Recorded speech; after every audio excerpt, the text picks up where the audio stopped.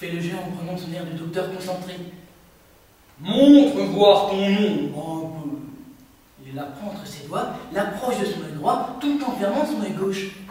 Oui, très bien. Ça s'épaissit. Tu te solidifies, mon garçon. Et les livres que je t'ai prescrits, est-ce qu'ils te font du bien? Un peu.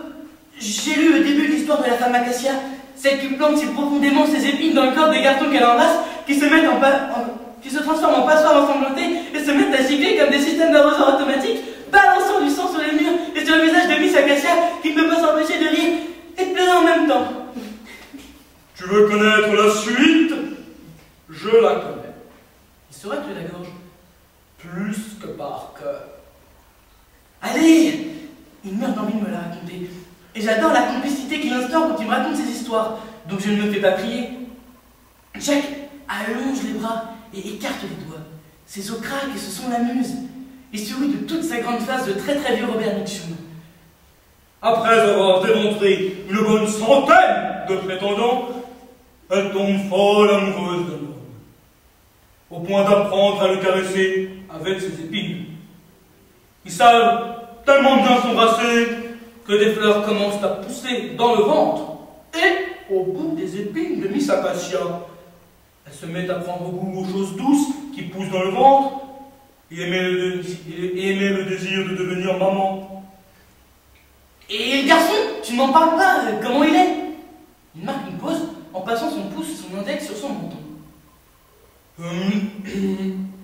Disons que c'est un grand modèle. Et l'histoire du top modèle qui se fait opérer de grande sagesse et enfle comme un hamster, tu l'as lu? Oui, je la connais. Sa gorge gonfle tellement qu'elle s'envole et se retrouve en musette en plein milieu du ciel.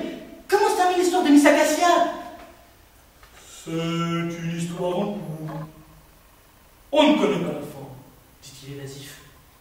Il se met à fredonner. Giant Jack is on your back. He takes up his shadow and put it on you. Va chercher ton ukulélé. On va chanter tous les deux. Je ne prends même pas le temps de me répondre. Je dégringole la pinette au pas de course comme au temps de très grands jours. Je suis excité comme une puce, de vraies sensations de Noël. Je reviens tout essoufflé d'avoir grimpé la pinette avec ma guitare dans la main droite et le ukulélé dans l'autre. La lune se découpe bien dans la nuit, les arbres ont l'air attentifs. C'est un bon moment pour faire un peu de musique avec un géant.